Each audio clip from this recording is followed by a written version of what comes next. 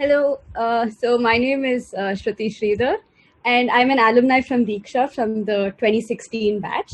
And right now, I'm pursuing a dual degree in BITS Pilani, Goa. So I'm getting an MSc in Biological Sciences along with a BTech in Chemical Engineering. So I was very passionate about research from 12th standard itself.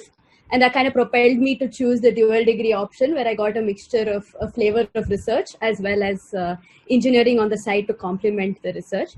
So I'm part of a synthetic biology research team on my campus called the iGEM team of BITS Goa.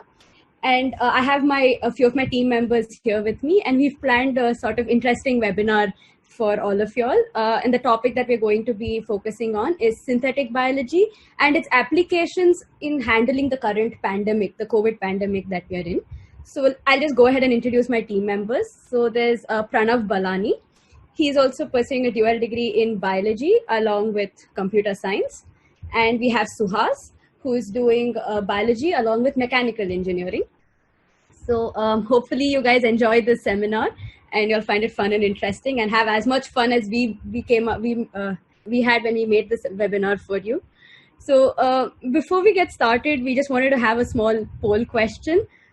How many of y'all are actually interested in pursuing a career in research? So I think the poll must appear on your screen.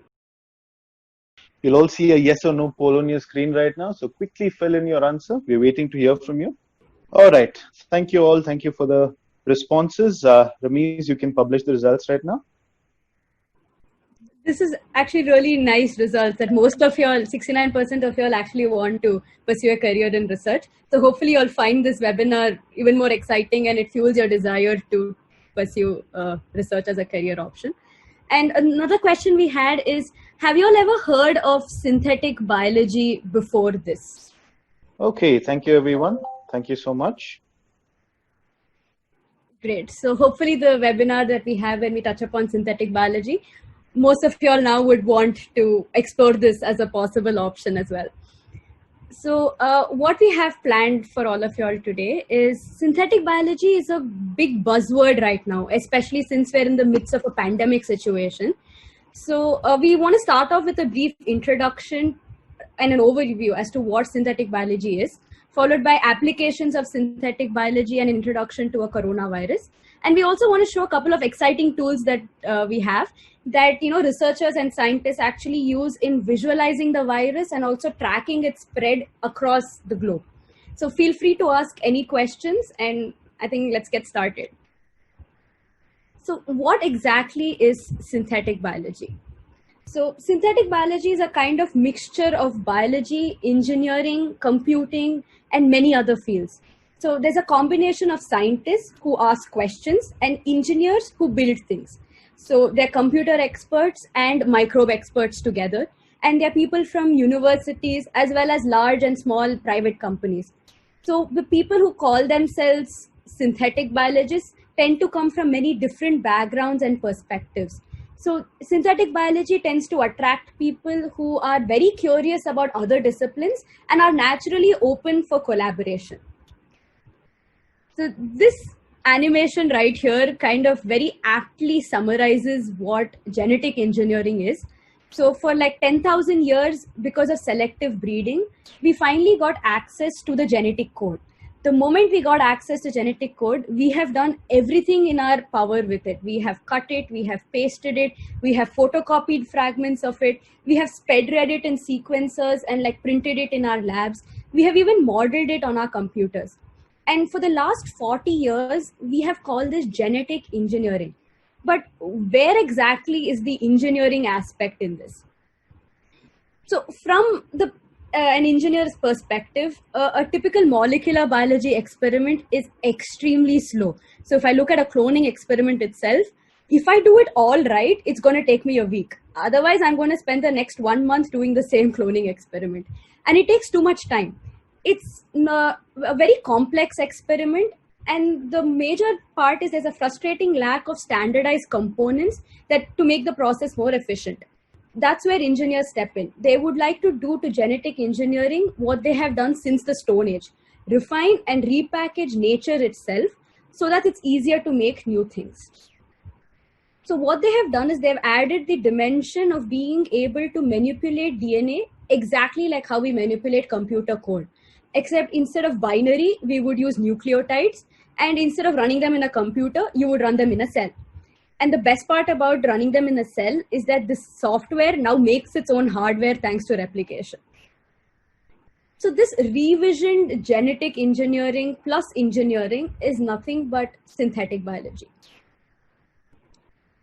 So nowadays, instead of manually going and cutting and making copies of your sequences, you have a variety of options in front of you.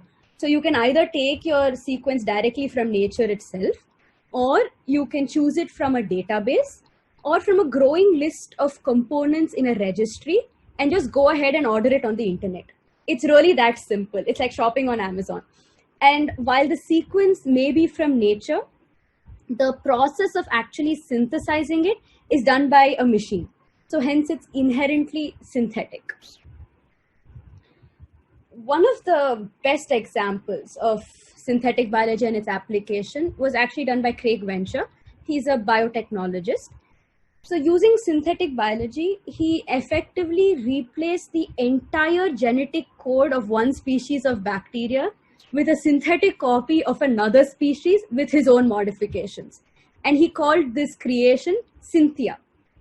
So this basically tested the limit to which how reprogrammable a bacterial cell can actually be.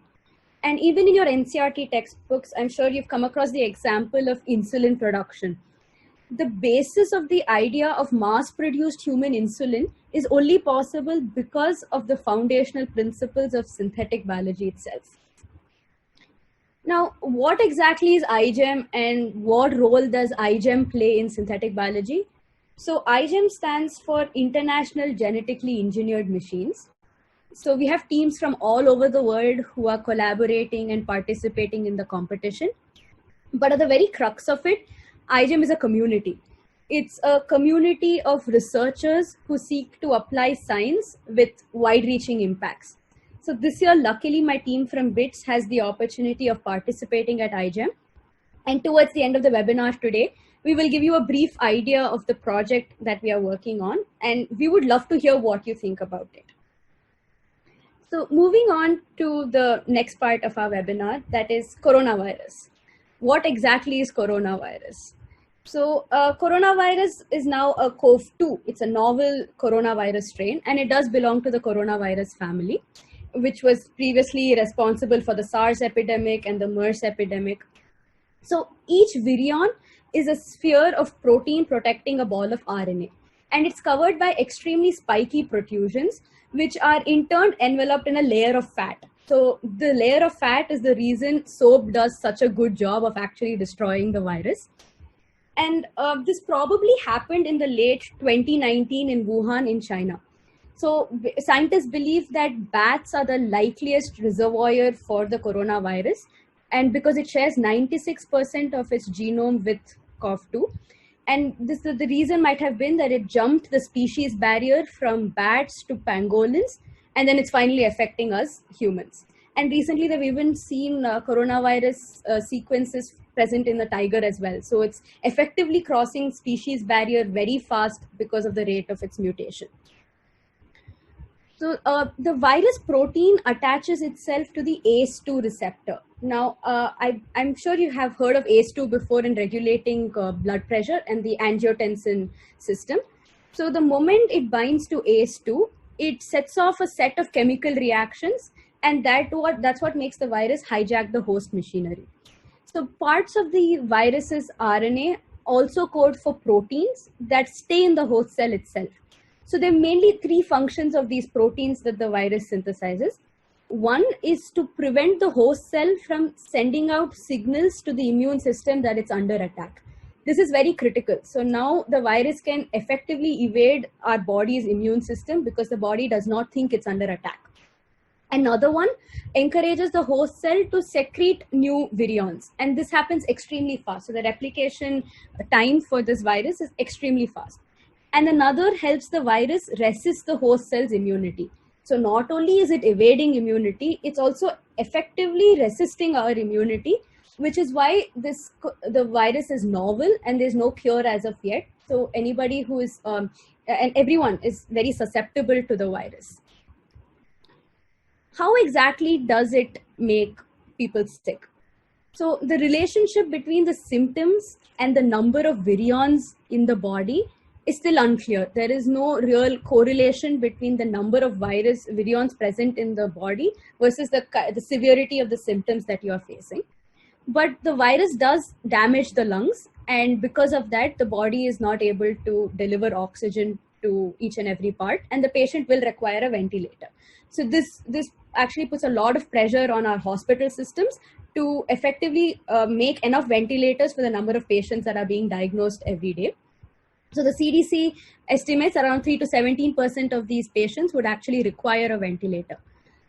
Very commonly, the body's response to a virus is a fever, and we've all experienced fevers before. So the rationale behind the body elevating the temperature is that it wants to cook the virus to death.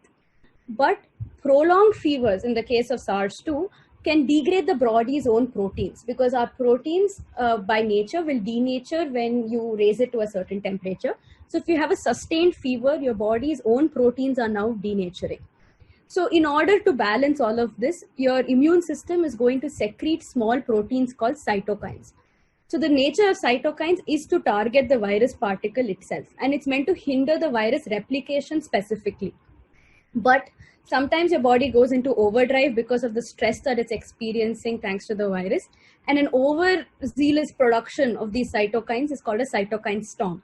And sometimes for the immunocompromised, the cytokine storm is actually much more harmful than the actual virus itself. And secondary infections for the immunocompromised thanks to the virus is also a major player in the death rate that our country is actually facing.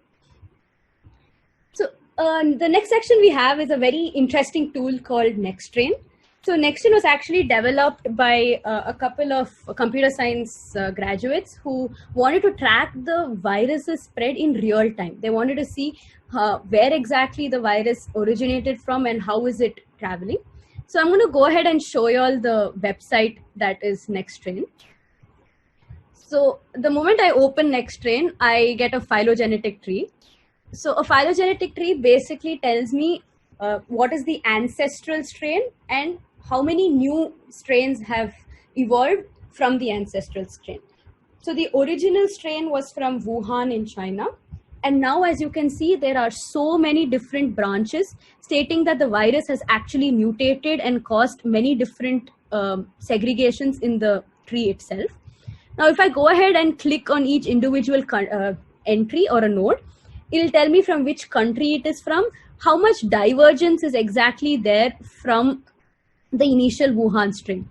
So the more the divergence, the more we know that your strain is mutating, and this will also impact how we are handling this epidemic. So if you know that there are multiple strains of the virus, one vaccine may not be the cure. You may have to think of a multiple vaccine strategy.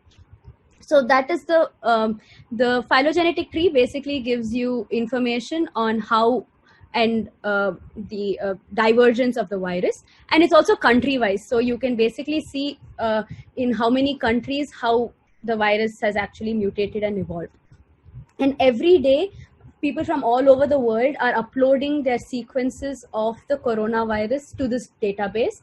And the database is GISAID database. I can send over the link, and you can actually go and explore this database and see the number of sequences from India, from different countries, and you can compare yourself at home and see how the virus has actually traveled and mutated. Now, this animation is actually very interesting.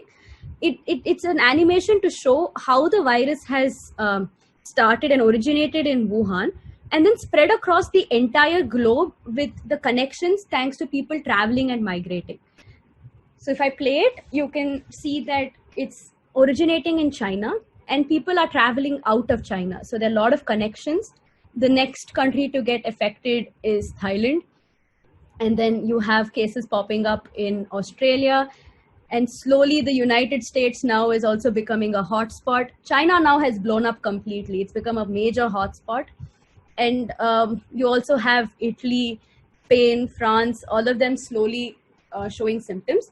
But now you can see that more and more people are actually traveling and the connections between the countries are increasing, which means this is where the virus has reached its peak infectivity and actually gone to every country and infected every country. So India now has also started showing a lot of cases. US has reached its peak. US now is slowly trying to flatten its curve, but this was at its peak when US was extremely infected. Now, slowly countries started imposing lockdowns and travel restrictions. So you can see that the lines between the countries are slowly disappearing. That's mostly because of policymakers making the choice of stopping people from traveling across borders. And slowly the number of cases are not reducing, but the spread is definitely reducing in terms of accessibility. So this is the sort of animation that you will find on the database when you go. They have also done this country-wise, so you can find an India-specific spread. You can even find an Asia-specific spread.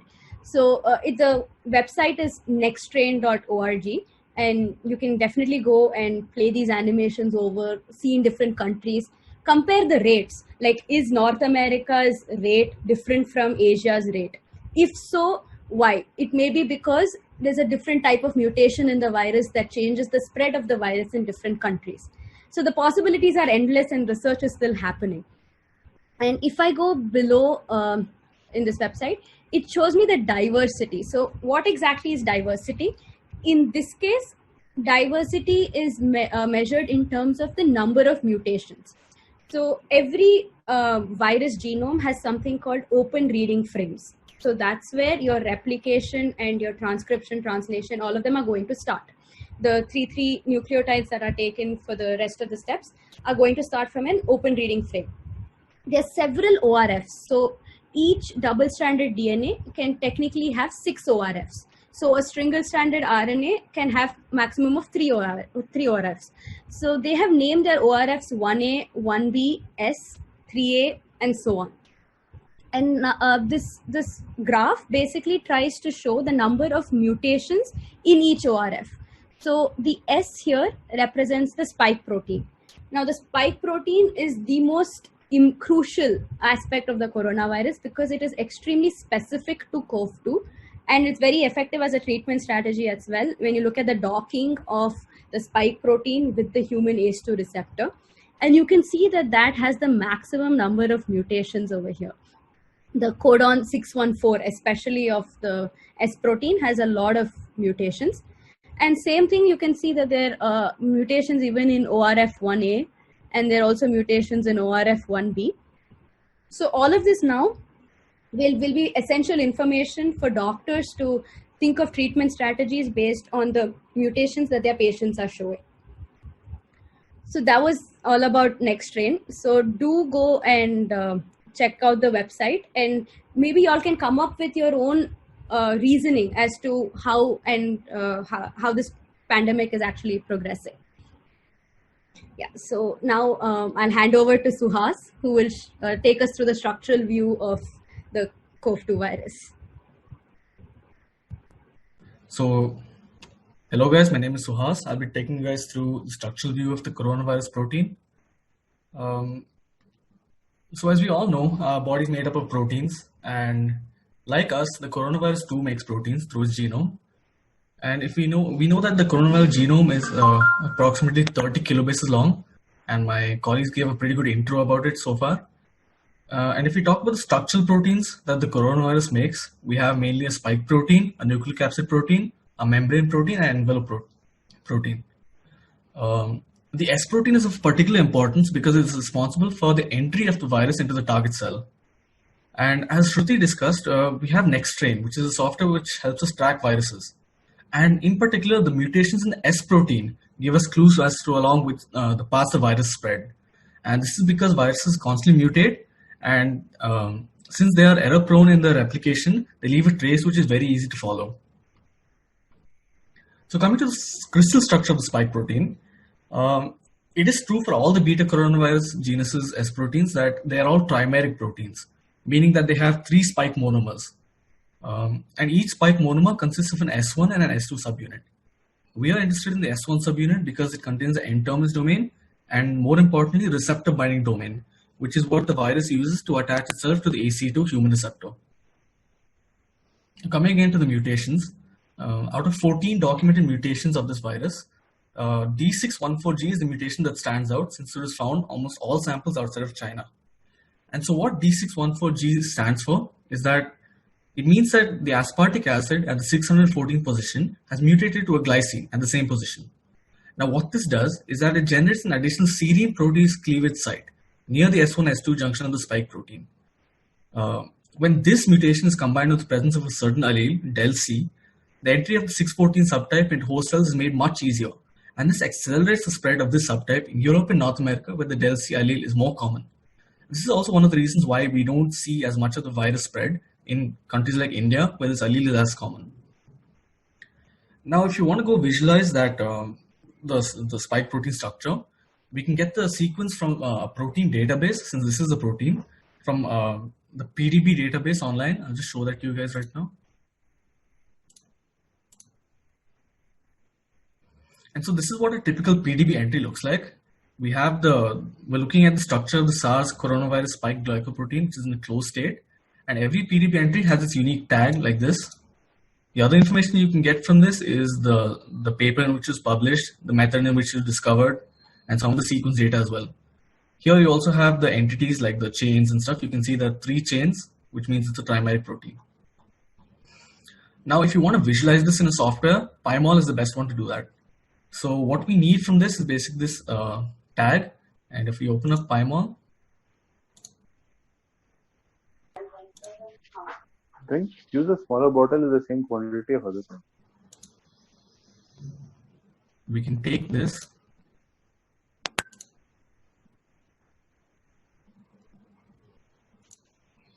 I'm sorry, just loading up.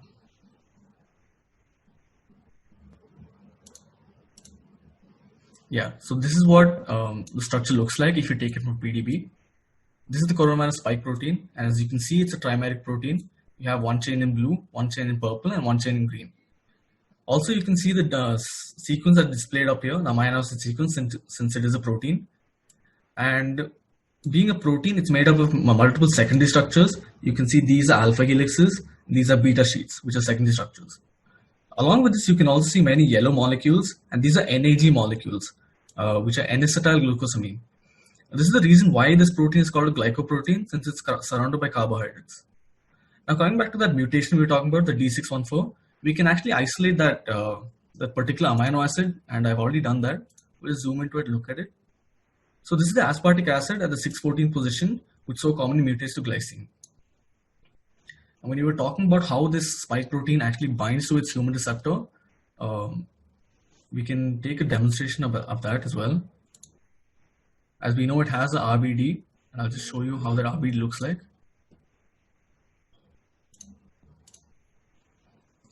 So we're going to just fetch that sequence from PDB like this. You have the command fetch, and this is the unique entry for that.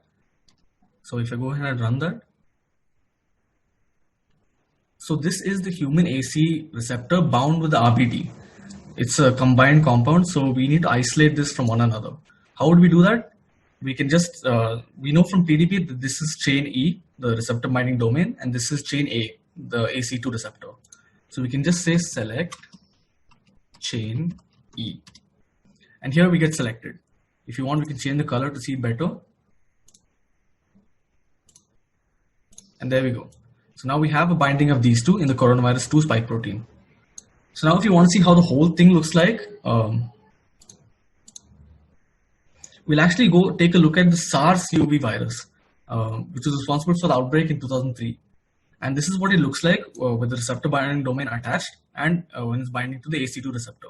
You can see that the RBD, the receptor binding domain, has actually changed its conformation a bit when it attaches to the AC2. Now, if we just zoom into the ACE2, we can just see a bit clearer. So this is what it looks like in the human receptor, and right next to this RBD. Another interesting thing you can see is that there are some residues over here next to the binding site. Now, how would you get these residues to show up? These are the residues that are active and involved in binding. So you can do that with a simple program which I have over here on top. I'll just run you through it. So you want to select sticks, which is the form of this residue. and by residue. So we want only residues. This AC2 bound is what I've named this over here, and within 5 Armstrongs of the receptor binding motif. So within 5 Armstrongs is because 5 Armstrongs will cover the minimum length for all the bonds possible, hydrogen bonds, van der Waals bonds, and other stuff. So we get all the residues that are involved in binding.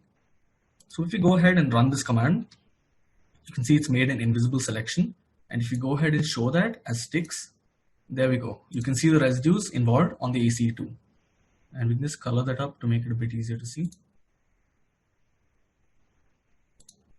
Yeah. So what this means is, these are all the residues that take part in binding between the spike protein, the virus, and the humans. So you can see that where researchers might use this in synthetic biology is that once the important residues are identified, drugs can be targeted, drugs can be made to target these residues to block them and thus create vaccines to stop the spread of the virus into our body. Pymol also has a few cool features where you can change the appearance of this whole thing. And like right now we're in cartoon mode, but you can change this to a surface view as well, just by changing it over here. Another reason why I was able to successfully use the SARS-CoV instead of the SARS-CoV-2 for analysis is because the sequences are remarkably similar for the RBDs. It's actually 73% sequence identity in both the RBDs, and we can see that through the sequence alignment right here. What this means is that the virus from 2003 and the virus that's happening right now, the coronavirus, are very similar, and there hasn't been much of a change. We call this conservation, and we can say it's evolutionally conserved. And that helps scientists a great deal in deciding what to do with the virus. So now that that's all done and dusted, I'll pass it over to Pranav, who will talk a bit more about the diagnostics involved in coronavirus testing.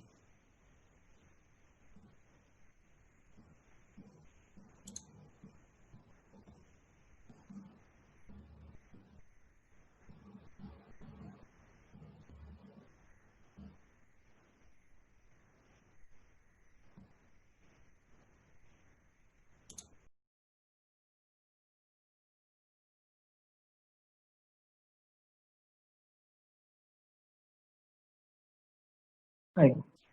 So I'm Pranav, and before I begin with diagnostic strategies, I would just like to ask you a question.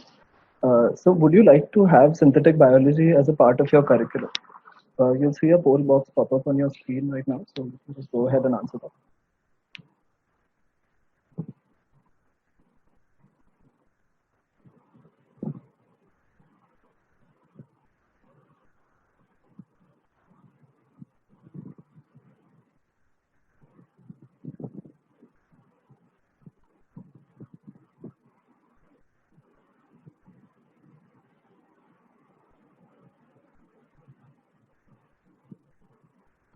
Okay, thank you, students. Thank you so much. Ramesh, can we see the results?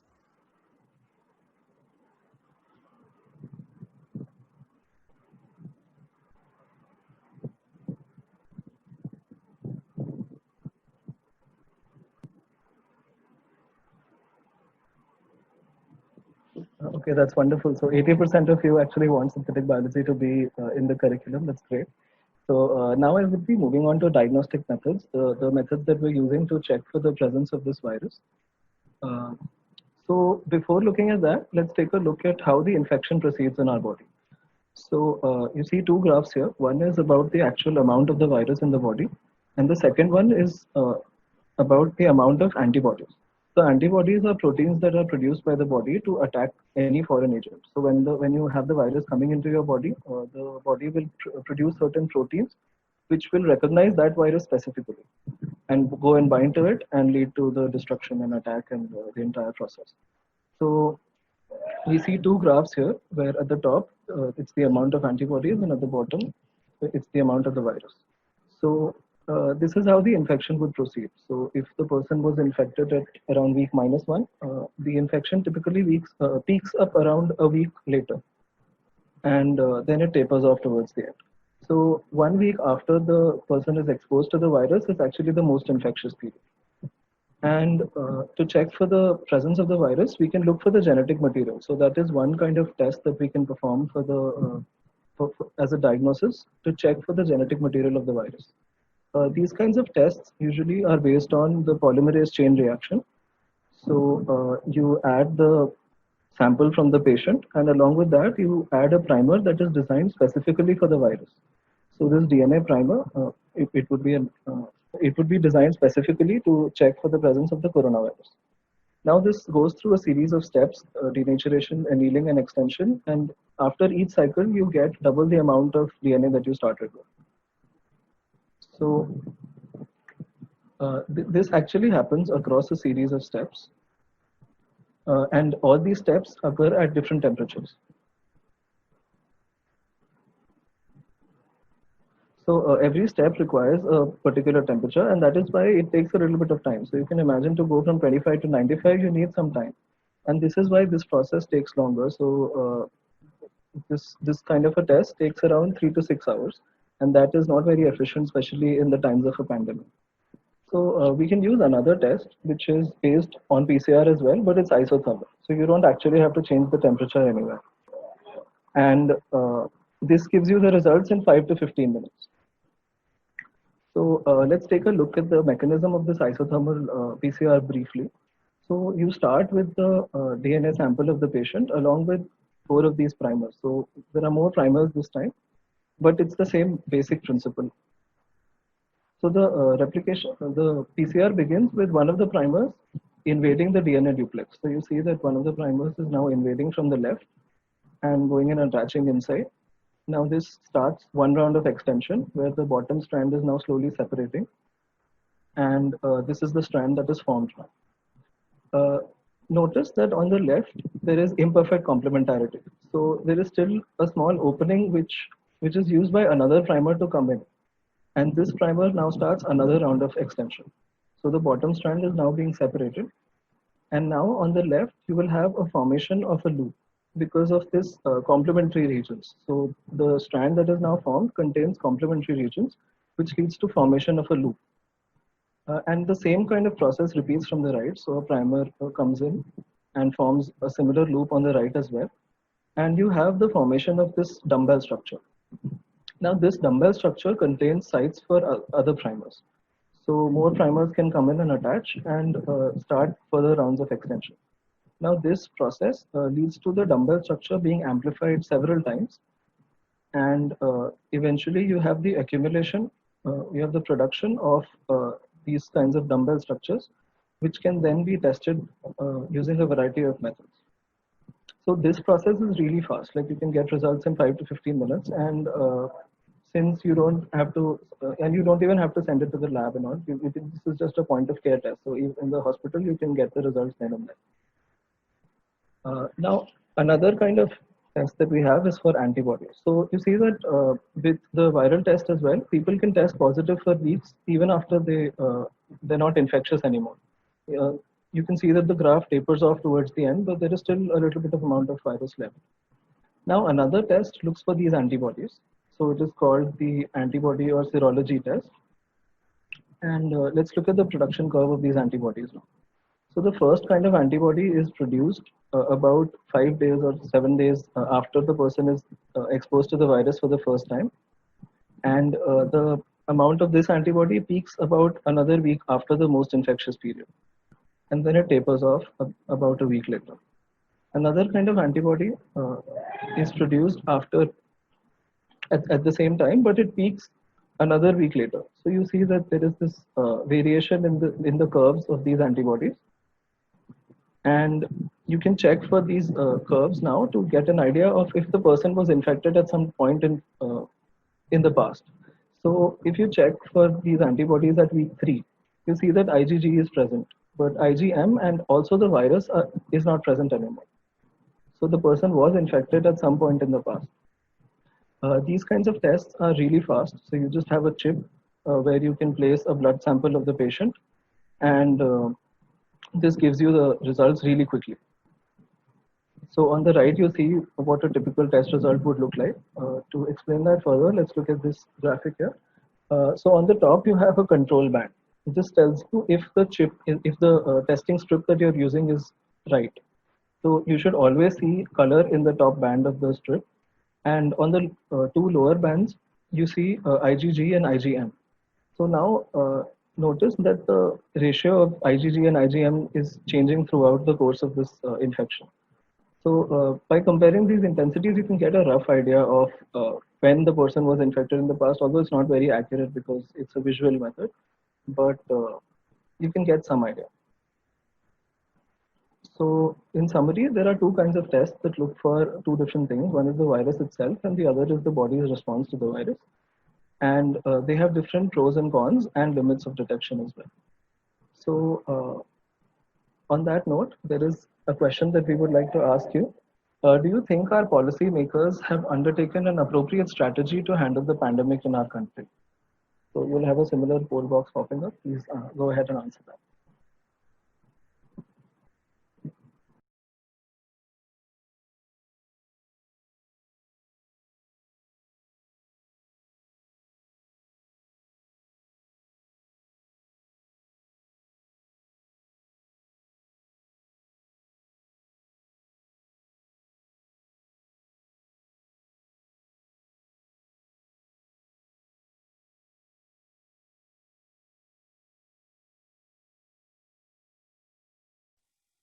Thank you, students. Thank you once again.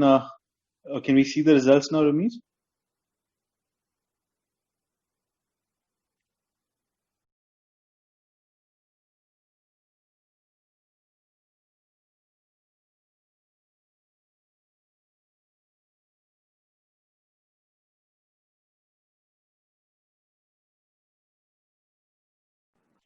Okay, so now let's take a look at this GIF here. It's a protein that is carrying a vacuole. So if you compare the cell to a city, there are molecular highways and passages throughout the cell, and this protein is actually carrying a vacuole across one of the microtubules. So that's how this actually looks like, and it's pretty fascinating. You see how the protein has all these mechanical parts, and it is attached to the vacuole, and it's just walking along the microtubule. So now I would like to tell you a little bit more about our project. So we are a research team from BITS Goa, and we're preparing for the iGEM competition that Shruti told you about a little while ago. And we're working to reduce post-harvest losses in sugarcane. So with sugarcane, what happens is that after the sugarcane is harvested, it is sent from the farm to the mill. And during this transport, if the mill is far away from the farm, it takes a few days to reach. And during this transport, there are enzymes in the sugarcane that act on the sugar content and convert it from sucrose to glucose and fructose. Now, glucose and fructose are not useful to us. We can't extract sugar out of that. So we want as much of the sugar as possible to remain in sucrose form. So what we are trying to do is, you see on the right a schematic, and which shows you that there is a gene construct being made out of that plasmid. So we have an invertase enzyme that is acting to convert the sucrose to glucose and fructose, and to combat that, we have an invertase inhibitor. So we would synthetically introduce this invertase inhibitor in E. coli and introduce that into the sugarcane. So when the invertase inhibitor is produced, it would go and bind to the invertase and deactivate it. So now there are several concerns involved here, like in terms of biosafety especially. So we don't want bacteria to be released into the soil, and also we're taking all kinds of precautions for that as well. But that is the project in brief. So now we have a short survey for you. So as part of iGEM as well, we're required to ask the opinions of basically everyone in the world who what they would think about this, right from the industry to public and students as well. So we have a few questions here. The first one is, in your opinion, are these genetically modified organisms a boon to curb the hunger epidemic around the globe? So you'll have a poll box pop up on your screen. Please answer that.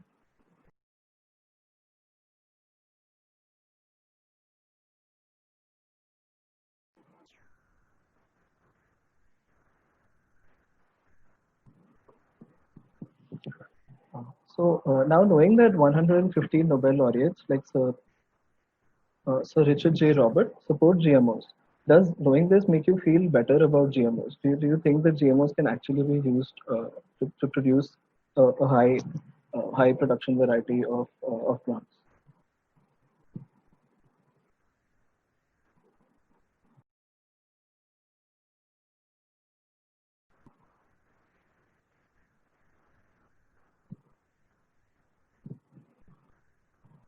So now, do you think our project involves making a GMO? So we are introducing a synthetic bacteria in sugarcane. So do you think that counts towards making of a genetically modified organism?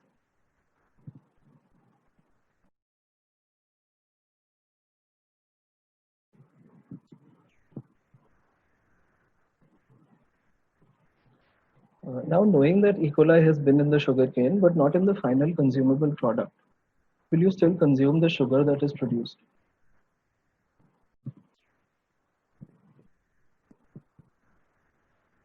So after watching our presentation, would you like to pursue a career in research?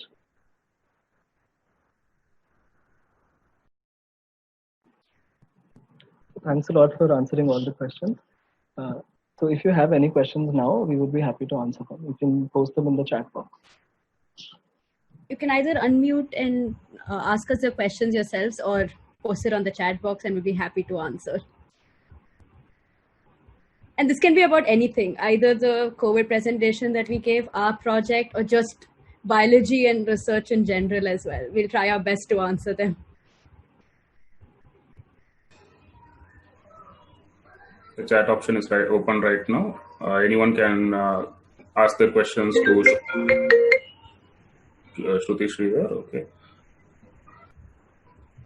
Please ask your question to Shruti Sridhar, Pranav, or Suhas. Okay, so I'm going to start off with the easier question, which is how do you actually get into this research field? Well, that is it's up to the individual. So it's all about you trying to go and explore the possibilities of synthetic biology and biology in general. So for me, the exposure to research came because of KVPY. So while writing KVPY, I was actually introduced to pure science being a very valid option for me. And I felt that I resonated with that. And in undergraduate itself, I got a lot of opportunity to actually explore research and work with different professors under different topics within biology itself before I realized that synthetic biology is the field that I am most interested in. So I would say that go ahead, read as many papers as you can. It's never too early to start reading papers and just become aware of whatever is happening in the field. Pranav and Suhas, do you have anything to add? Yeah, actually, so if you just keep reading about it, and you'll get to know a lot more things. And for me, I wasn't actually interested in biology in school. So when I joined WITS, that is when I got to study biology there. And only after that did I start getting involved in research projects there. So when it comes to courses that you need to select for synthetic biology, I would just say any biology degree would do. So ICERs have a BSMS in biology. BITS has a dual degree in biology. A dual degree is generally a lot more aligned towards synthetic biology because you get the engineering exposure as well. But even any BSMS degree in biological sciences opens up every avenue of biology to you. So you don't have to particularly focus on synthetic biology. Are there any more questions related to synthetic biology and research? KVPY is not necessary. For me, it was just an eye-opener that this is what I liked doing. But if you're already very certain that biology is something that you like, do explore research as an option. It's not just limited to engineering and doctor. You can also really become a scientist. And even as a doctor, you can get into the research field as well. And I feel that's where we need more people now. And we need more young people to get involved and make research a more vibrant environment to work in. Yeah, okay. Now I'll start taking up the COVID specific questions. So why is COVID-19 called novel? It's because humans do not have immunity towards CoV-2 at all. So we have a vaccine for SARS, we have a vaccine for MERS, and we've gone through the epidemic where herd immunity has actually been developed. Now, if you look at the case of UK, which is very interesting, they did not impose a lockdown until much later on because they believed that they wanted their population to develop herd immunity. So they said, go get infected. You will now develop natural immunity against it. and then slowly we can start building vaccines and antibody cures for the for COVID-19. Now, many countries did not actually take this approach because it just increases your mortality rate a lot and puts a lot of pressure on your hospital systems. But ultimately, for any virus to not be called novel anymore, a majority of the human population should be able to develop immunity against the virus. So that's pretty much what phase we are going through now, where slowly countries are opening up their lockdown and people will get infected. The infection rate will spike, but it's all in the hope that finally we do achieve some immunity towards the virus and it's no longer a novel coronavirus anymore. Okay, I'm going to go from the beginning. So remdesivir against fighting COVID, it's a multi-drug combination. So I have only come across this drug being used as a strategy in combination with other drugs. So it's a kind of multi-drug combination that they're trying out to fight COV-2. Another one was hydroxychloroquine, which was popularized by Trump a lot. And they're still trying to find out the validity in that. But countries are going ahead and stockpiling hydroxychloroquine as well. But this particular drug was used in combination therapy, which is another novel kind of strategy that people are employing. Apart from this multi-vaccine, it's also multi-drug. So you're trying to see what combination of which drug actually really has a great response against the virus. Okay, is research exciting or is it largely grunt work? It's a bit of both, but it's mostly extremely exciting because you're solving a novel problem. So it's something no one has ever done before that you are trying to figure out. And it may not be groundbreaking that you get a Nobel Prize, but even at an undergraduate level, when you have a project that you're working on and you're passionate about it, that's what's exciting. It's a puzzle you're solving. So I may be analyzing a very small data set for my professor's lab, but that itself is exciting because I may find something in that data set that no one else has found before. So that's what makes research exciting. It's not grunt work, I would say. It's more that to be able to report a result statistically accurate and for the rest of the world to acknowledge, you have to do it multiple times. It has to be reproducible. So to get reproducibility is what you need to strive for, and it's not repetition anymore. It's reproducibility. So there's a big difference there. So that's what makes even doing the same job over and over more and more exciting and interesting, because you're trying to see how can I now improve it such that a lab even in China or Finland should be able to reproduce my results with 100% accuracy like I am doing in my lab. So that's what makes research extremely exciting. How do new species get evolved? It's, again, mostly due to mutations that are formed. If you look at the coronavirus sequences itself, you would not call it a new species because it is still sharing 96% similarity or 99% similarity with the Wuhan strain. So it's not a new species as such, but the rate of mutation that it's accumulating is very large. So as and when more and more mutations accumulate, you can technically get a new species that is being evolved. What are the degrees necessary for a career in research? Your BSMS, MSc, definitely. You can start off with an engineering degree or any degree and then do your higher studies and study on.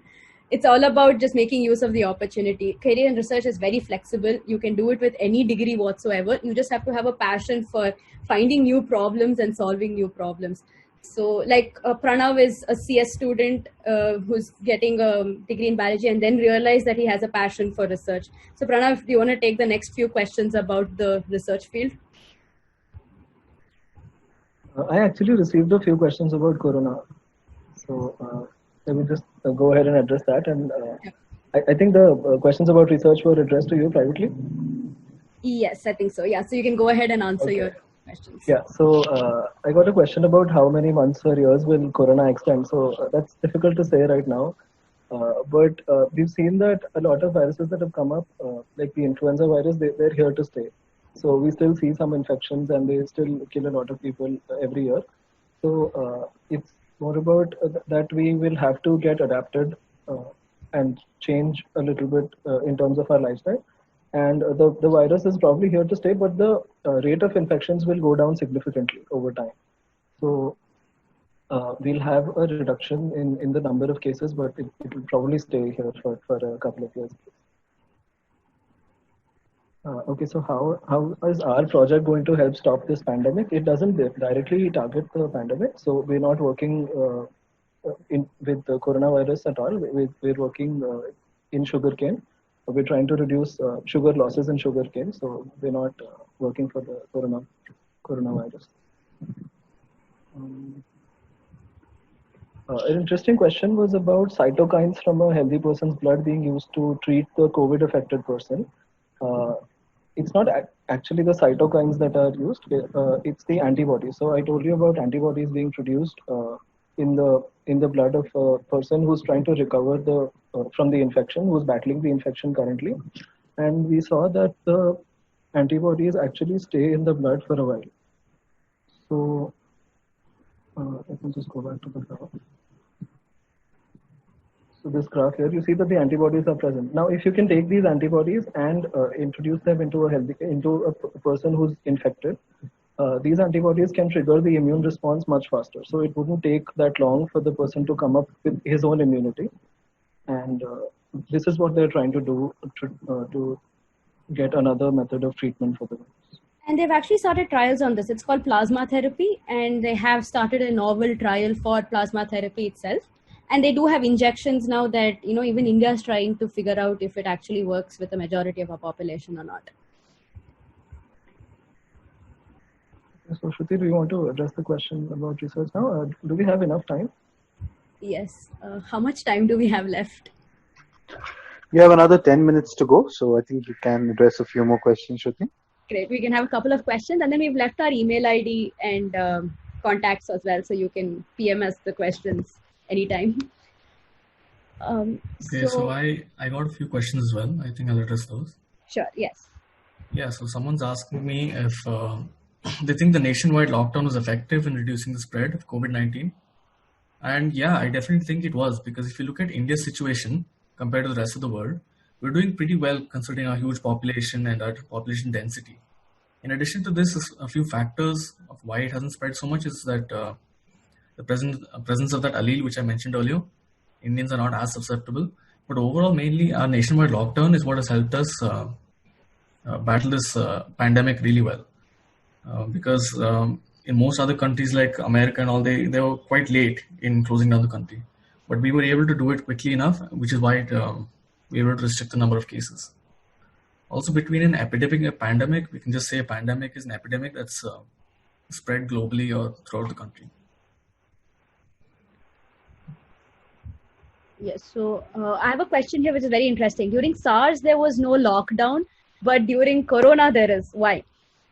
I personally believe the fundamental reason for this is because of media and the news, that the SARS epidemic, to actually travel to people and make them realize what an epidemic actually is, took a lot of time, for especially SARS, because it was first found in China with a man in a hotel, and he kind of infected the entire 13 floors of that hotel, and that hotel had to be quarantined. And by the time the news spread that, hey, SARS is actually going to become an epidemic of sorts, it took some time. But Corona immediately, it may not be as lethal as SARS or MERS, but the news spread like wildfire, such that there was a high pressure on each and every government, each and every policy maker to make regulations and rules so that they can avoid the pandemic from actually becoming very full-blown in most countries. And that's what we've seen also, that now the government has actually taken an active role in trying to come up with regulations that actually help in curbing the entire pandemic. So my feeling is it's because of the way the news travels nowadays that coronavirus is facing such a huge response, which is very great, because the whole world has literally come together to fight one virus. Vaccines and drugs are being traded across borders, and each nation is helping each other out. So that's one great thing that's come out of this whole pandemic situation. Can coronavirus be reinfected? Yes, there have been a few cases where the coronavirus has been known to infect the person again. Again, this is because we do not have an immunity towards the virus. So a person can be susceptible to the virus again. So I'm going to go to a few GMO questions now. According to me, is GMO good or bad? It's And I saw another question there about GMOs being cancerous and threatening biodiversity, I think. So I'll answer like all of them together. So according to me, yes, GMOs is the way to go forward. And no GMO gets released without sufficient market trials and sufficient genetic trials. And it's not, and each GMO is synthesized with a purpose in mind. So you have vitamin A enhanced rice, which I'm sure you've read about in your textbooks as well. So each GMO now with a certain purpose can now impact a larger population than actually trying to solve the issue of, say, vitamin A deficiency individually for each country. So everyone eats rice.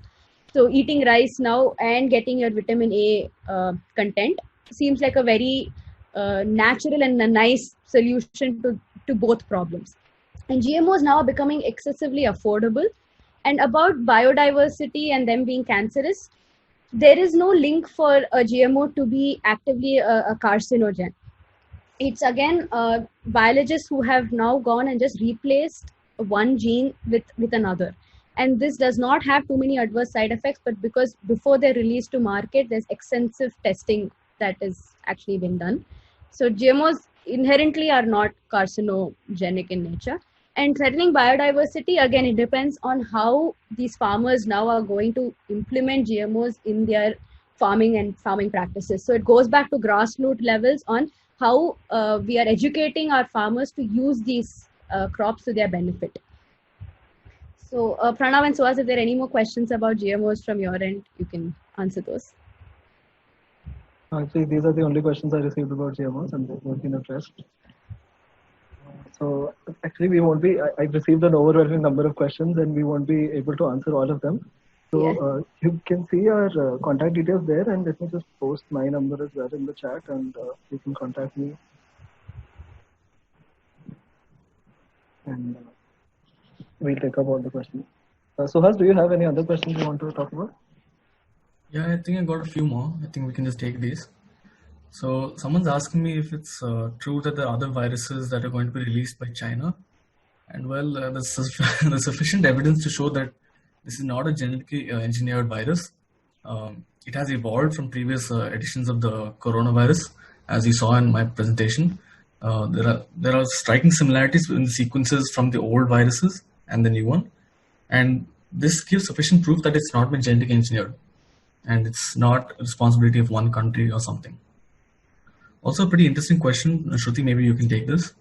Someone's asking if since bats have immunity towards corona, can human white cells be modified in such a way using bat white cells? Shruti, you might want to take that.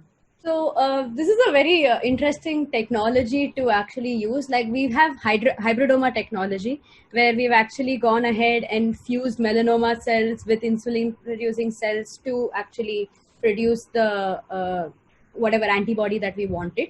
So a similar strategy can be employed, but the only problem with using the genome of a different species altogether is, will it work for humans? Because bat proteins and human proteins are very different in nature, and even the codon sequences are very different, which is why cloning becomes a very hard issue as in when you move to the complexity of an organism, because the way a codon is actually used in every organism differs. So there's something called a codon bias. So some organisms prefer a certain codon over another for the same protein itself, and that may not work for other organisms. So while this technology is known, I'm sure that there's someone in the world actually trying to figure out how to fuse these proteins with our human proteins, like the bat genome with the human white blood cells, to produce these proteins such that it's effective in the human body. So the key thing is it should again cross the species barrier and work for humans. It can work for bats, but we now need to figure out a way for it to work for humans, which will take some time. So the easier strategy to adopt would be to go towards a vaccine, where we already have like a template in place thanks to SARS-CoV. And so we can technically work off that template to build a vaccine for CoV-2 as well. Yeah. So I think that's all the time we have for questions right now. There are a lot more, and it would be great if you guys could just WhatsApp us these questions or just send it across. I think Pranav has also shared his contact details, and Suhas, you can also share yours. So you can reach out to any one of us. My number is up on the screen. And we'd be happy to answer any more questions about anything, even how research or like advice in general. We are there. Feel free to ask questions about anything from our presentation today to our project, to even about general questions about research and synthetic biology. We are more than happy to answer.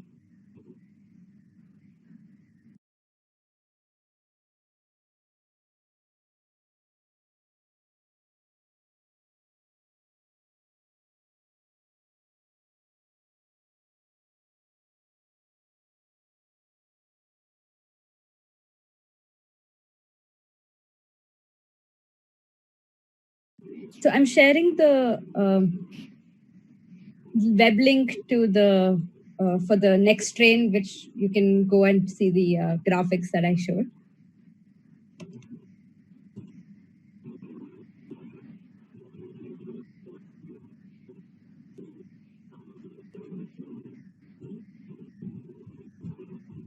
So I've received a few questions about how our project involves GMOs. So technically, we're not actually modifying the genetic material of sugarcane. We're not changing sugarcane in any way. We just introduce E. coli for a part of the process. So after, like before harvesting, and like till the point that it is actually processed, that is the amount of time that the E. coli stays in sugarcane. And so we don't actually modify the sugarcane genome. So that's about having a genetically modified organism. Another question was about finding why we are more focused about finding a vaccine than a cure. So a cure in terms of a virus, actually what happens, how your body actually fights off the viral infection is using antibodies. So vaccines make that process really quick. And that is why we are focused on that, because if we can vaccinate a significant amount of population, we can stop the spread of the virus itself. And with cures, it's a little difficult because the virus can also mutate and change. And that's why it's better to have a vaccine and vaccinate a significant amount of population to stop the spread at once. Shruti, would you like to add to that? Yeah, sure. So I have a couple of questions on why COV2 is actually mutating, and a couple of questions on research as well. So we'll handle those two. The virus is mutating fundamentally because it's an RNA virus, and RNA, as we know, is extremely labile and very highly prone to mutations in the sense more than DNA, because it's not as stable, because deoxyribose versus ribose sugar. So that is why the SARS virus is mutating to such an extent. And with each replication, you are actually inducing error into the virus itself, and which we are now going to call as a mutation. And the sequence now will differ from the Wuhan strain. Furthermore, the transmittability of this virus is enormous. The way it gets infected, people have now come up with research saying that it's alive on inanimate objects too for 3 to 5 days. So the way the virus is actually transmitting is very fast, which makes it more and more prone to said mutations because the replication rate is extremely high. Now, about research in general and the field of synthetic biology, I would say that for me, KVPY was actually the point where I realized that research is what I really wanted to do, because it gave me an idea of biology in general and the various fields of biology. And I chose BITS Pilani because it had the combination of a science degree with an engineering degree, which I found very interesting because it gave me a unique perspective. And for anybody to pursue a career in research, it's extremely flexible. You can take any degree that you want and still contribute to research, because fundamentally research is just about asking the right questions and being willing to solve the problem. So a lot of the time you may hit a dead end, but it's up to you to keep at it and think of the most innovative way you can solve the question. So it really doesn't matter what degree you take up, as long as you have a deep-seated interest in the subject itself. And for synthetic biology in particular, any engineering degree or any biological degree can be morphed to do research in synthetic biology, because the practices of SynBio are very widely used in all labs. You won't have a genetic lab functioning currently which does not have its foundations again in synthetic biology. So you will be borrowing some amount of technology from synthetic biology and genetic engineering, depending on the problem that you are trying to solve. And there were a couple more questions about coronavirus itself. The plasma theory, this is an interesting question with the plasma theory work. The plasma theory is currently being tested right now. They are actually doing a clinical trial, and we're all hoping that it is going to work, because that would be a great boon to us, because it's far more easier to administer your plasma therapy. And there's also injections now that they're trying out, and they've started the clinical trials. So the entire process of developing a cure now has been expedited across the world. And the best part is we are sharing a lot of information with everybody, and now this information is publicly available. So you can now go and access this information and try to see if you yourself can come up with a strategy that can work. So that's the best part about the way the information is being shared currently to handle the pandemic. And then there are a couple of questions about GMOs. Pranav or Suhas, do you want to handle those? Before that, there were a few more about COVID. So someone's asking if COVID can, like for a cure, can COVID be mutated by deleting the infectious alleles and then injecting into us so we develop acquired immunity? So about that, of course, it is possible, but I guess the problem would be in identifying those infectious alleles. Shruti, do you know anything else about this? Yes, absolutely. Just zeroing in on those alleles, because it is different for different people, depending on the number of strains that are actually present and continuously mutating. And we know that the spike protein now is the main thing that is causing this infection and the entry. So entirely deleting that and then injecting it in another person may not work. You may have to have an attenuated form of the virus to be able to actually inject it into a person, which is what the vaccine therapy and the vaccines are trying to do. So what they have is a template from what they have used from SARS. And they're trying to use that template now and just modify it a little bit, because we know that it worked for SARS-CoV. It may work for CoV-2 with a few modifications. And interesting question about herd immunity. That's exactly what UK has done. They believed that the only way we'll be able to fight off the virus completely is when the human population, a significant proportion of the human population, has developed immunity towards it, which is why they did not have too many strict lockdowns. They didn't enforce it very well. And they wanted to do herd immunity. And slowly now, every country now is slowly releasing its lockdown and opening up. Again, in the ideology that as and when you expose more people at the end of it all, herd immunity is the only thing that can save us, unless a vaccine comes before and we all can get vaccinated. Also about that, the infectious allele idea, instead of doing that, you could try to target the spike protein instead and try to develop drugs to target those residues which are involved in binding. Like that would be much easier to do since we know the structure and we can analyze it. And that's just a suggestion. That's something people are working on.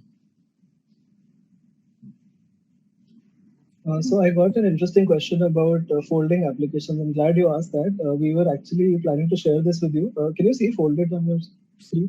So we were planning to share this with you, but due to time constraints, it was not possible. So this is a program that it's like a game which walks you through how proteins are folded. So you could just download it and try it out on your computer, and you could just take a look at how these proteins actually fold. And the question I got was about folding at home. So these kinds of applications, what they try to do is, so your computer is lying idle at home sometimes, and the scientists that are working on solving this protein folding problem, they could use these resources. So what they do is they transfer a small amount of data to your computer, and the computation is carried out on your computer, and then the output is sent there. So if an enough number of people do that, then it is possible to solve these kinds of problems really quickly, because the entire world over, computers are working as a cluster to solve the problem collectively. So that kind of is the collaborative spirit of science here.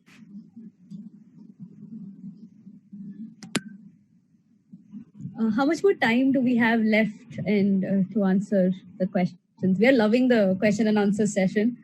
We've also shared a way you can reach us. We have our email ID as well as contact numbers.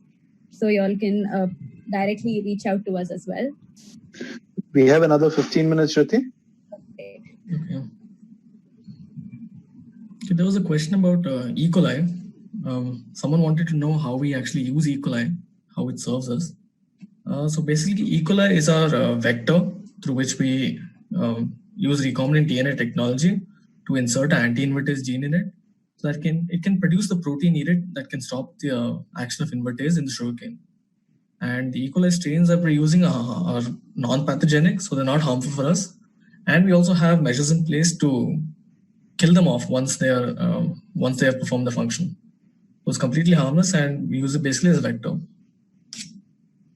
You also follow our Instagram page, iGEM-Bits Goa. Over there you can see us update as and when the project goes, different phases, and a couple of our experiments as well, as and when they have, as and when we do them, we upload the results there. So you can follow us along as we undertake this.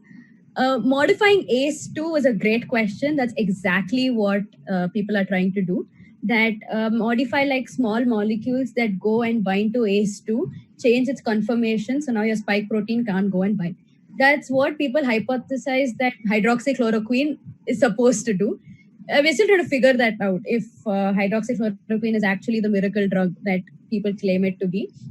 But ideally, the logic is the same. Find a small molecule that goes, changes the conformation of ACE2, that prevents binding, and you potentially have a cure for COV2.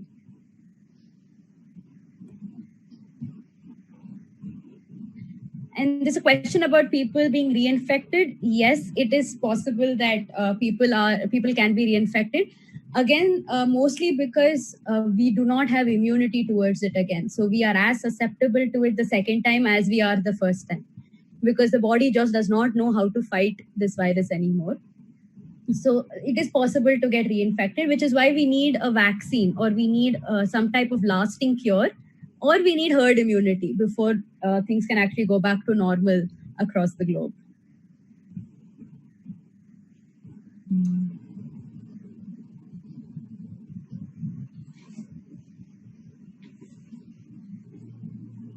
Yes, hydroxychloroquine is initially a malarial drug that they're trying to now repurpose and use for COV2. So they're trying to dock it with in the computer, trying to model it to see where it'll actually go and dock, and we're going to see if that works.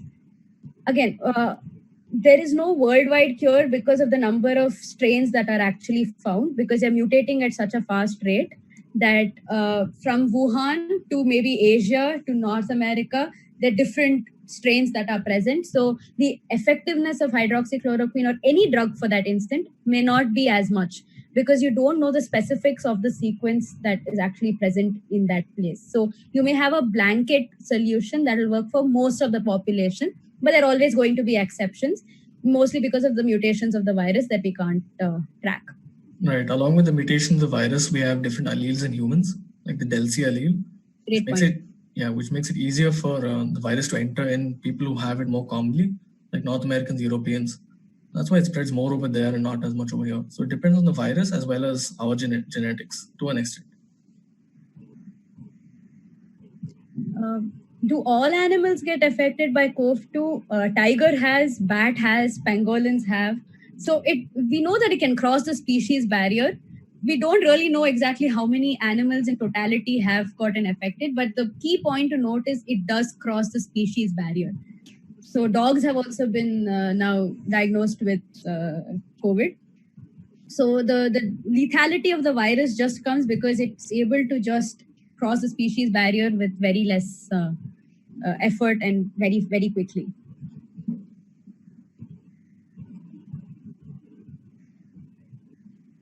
About the antibodies being produced, that's a great question. Your antibody supply is not enough to handle the virus the second time. So basically what your body does is it has memory cells that are going to mount an attack the second time the virus comes in. But the problem is it takes so long for your body to actually generate enough antibodies to fight it the first time that there is no reserve anymore. And the fact that your body is taking so long to respond puts a lot of stress on your body itself. So, which means that your response to the virus is extremely slow and extremely deliberate. So, by the time the virus infects you the next time, you don't have enough reservoir to actually mount a full-fledged attack on the virus.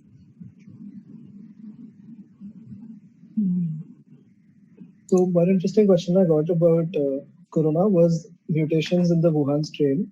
So do these mutations erase some of the traits of the Wuhan strain, or are they hidden?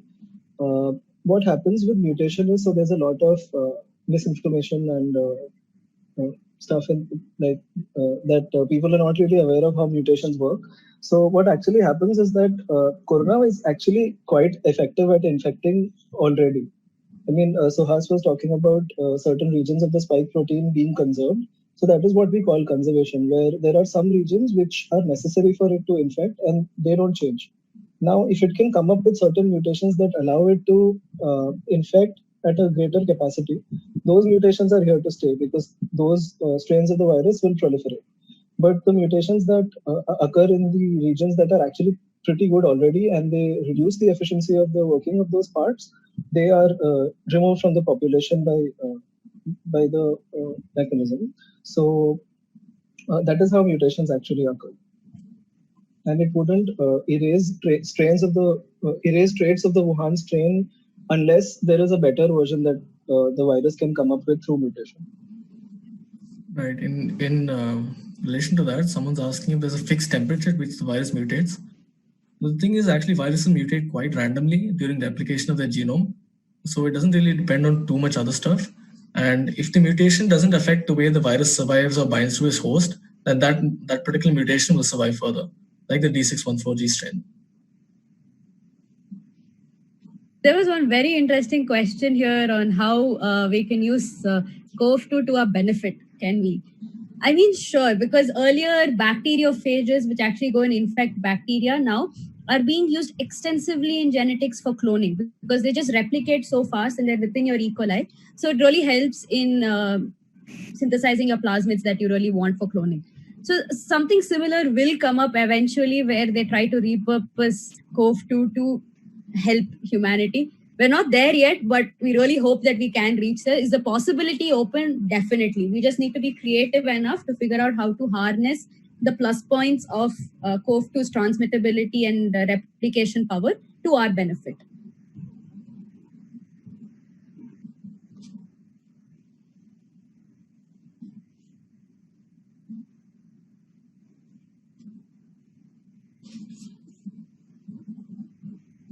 Can we artificially induce antibodies so that the anamnestic is seen?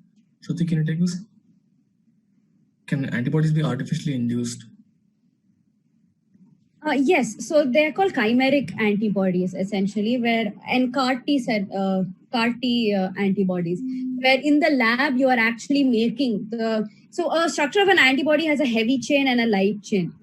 So it is possible in a lab to actually make an antibody, but for all of that you need a template. So you're working off of a template to get your chimeric antibody. So earlier the chimeric antibodies used to be from half mouse, half human. So the mouse will have immunity against, say, a disease X. You will now take the antibodies from that and hybridize it with the human antibody so that it may potentially work in human.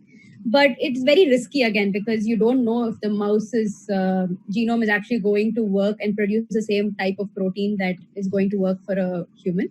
But yes, it is possible to artificially create antibodies, but we do not have a working template yet for CoV2 for this to be a possibility. If it is, the best case scenario would be to fuse it like a hybridoma and then proliferate that and use that again as injections or a vaccine. So I got a question about injecting antibodies from a cured person so it increases immunity. And yes, that is what is done in plasma therapy. So you take antibodies from a cured person and transfer them to a person who is infected currently. And these antibodies then increase the immune response. So your body can come up with its own antibodies much faster once you have this initial boost from another person who already has these antibodies.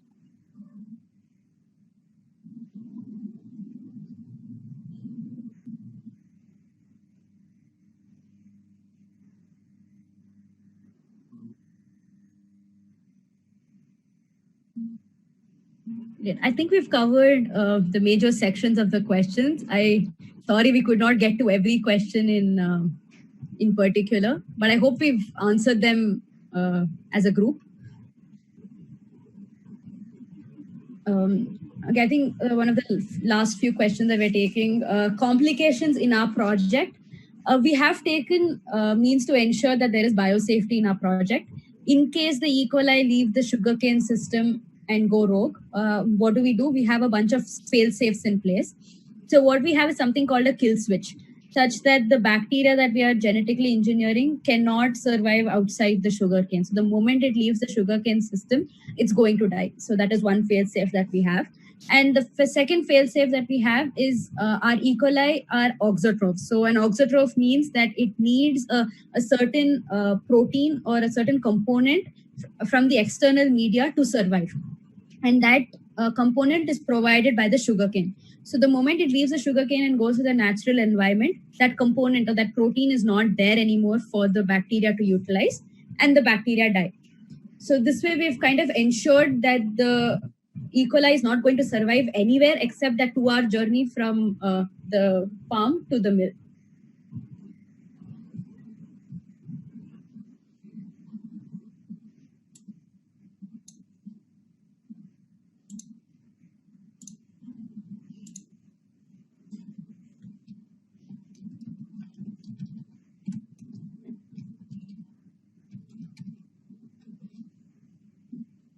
Yeah, I think the last question we'll take up is what gave us inspiration to take up this project. So it's been highly noted now that there's a lot of land constraints for sugarcane farms itself, and as and when time progresses, the farms are getting smaller and smaller because there's no land space, and they're moving further and further away from the sugar mills.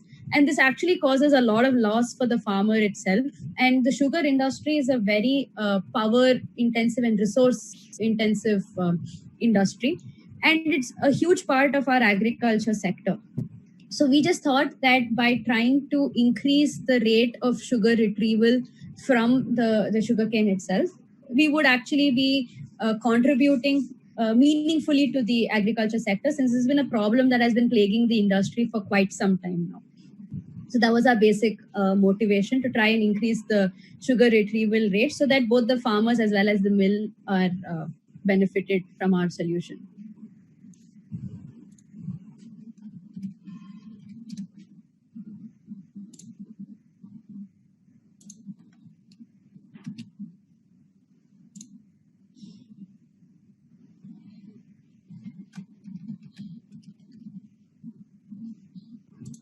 Great. Then Pranav and Suhas, any other questions that you want to answer?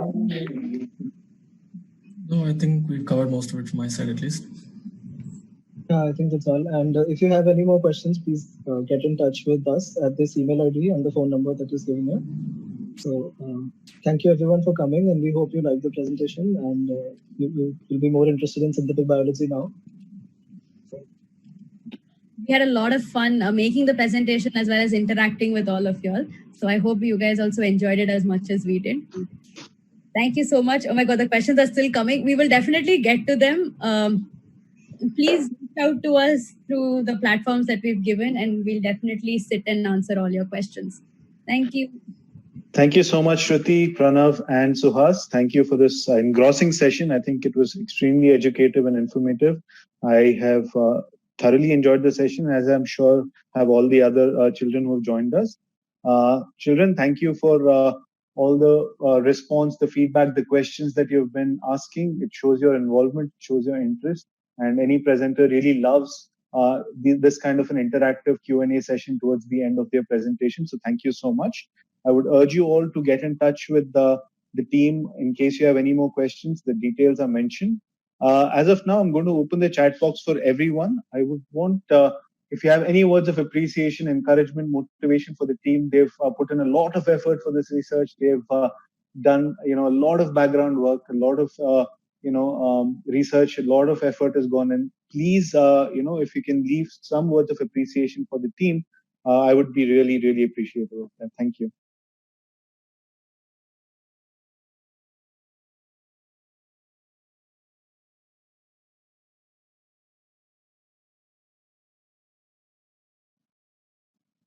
Do we have the chat box open, Ramesh?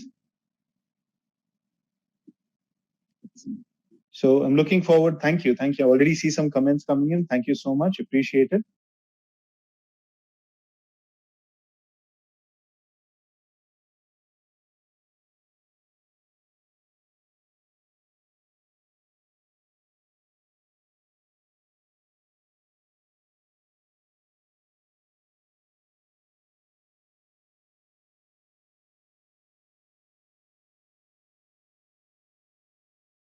I think Shruti, Pranav, and Suhas, I think the most rewarding part of finishing a presentation, especially for students, is when they say you've inspired them. I think that's a real reward, and we're seeing that from a lot of students. So I think that's reward enough for your entire effort. I can see so many people saying that they've been inspired. So it's fantastic, motivating, inspiring, excellent. Thank you. Thank you so much. We are so happy that you have enjoyed the presentation.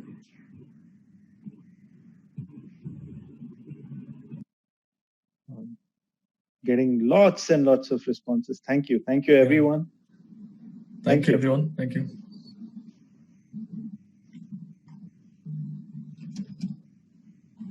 Excellent. And Shruti, Pranav, and Suhas, I join all these children.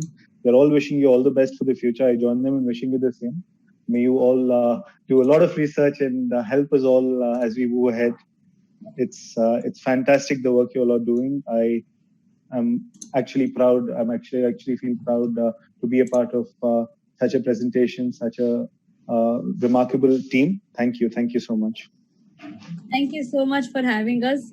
We really enjoyed it. Thank you. Thank you. Thanks a lot for having us. Thank you for coming. Thank you. Thank you, guys.